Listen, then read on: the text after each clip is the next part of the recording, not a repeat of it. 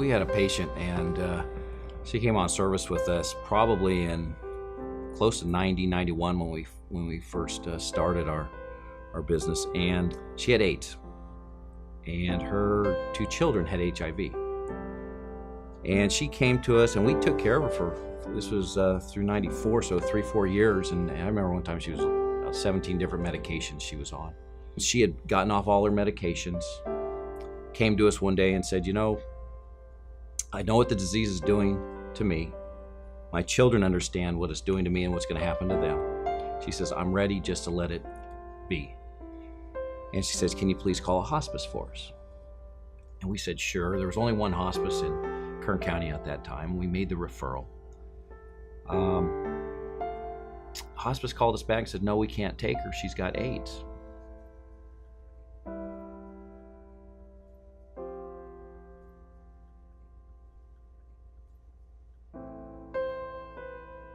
We took her back on to service with us. We gave her very good medical care, and we thought we were doing a real good job.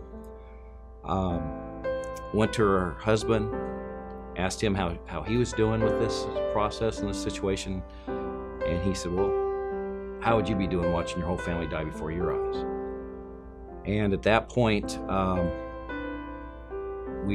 came back and told Beth the story, and we decided something had to be done. It's so touching that a family would be having to go through this, and really were having to go through it alone, and we were giving good medical care, but it just was heartbreaking to that this gentleman had to watch his 2 young children at the time, very young, and his wife deteriorate before his eyes alone. What we didn't realize was that hospice is more than just the medical care. There is so much psychological, emotional, and social support that we can give these families that you just don't do in traditional medicine. That all kind of stemmed into a conversation about what can we do for our community, what needs are unmet, and so that's kind of where it started, and where Hoffman Hospice was birthed.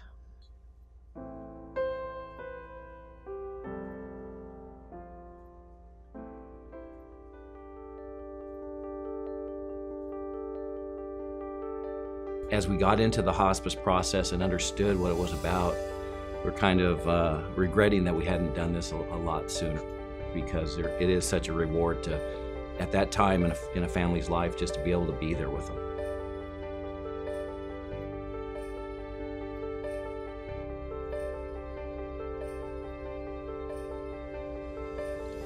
We have a lot more experience now. We have a lot more programs. Just out of the needs, the experience that we saw and the needs of the families, develop these programs. Celebrations of life, just a special time to have loved ones remember an anniversary or a birthday, and just to celebrate that.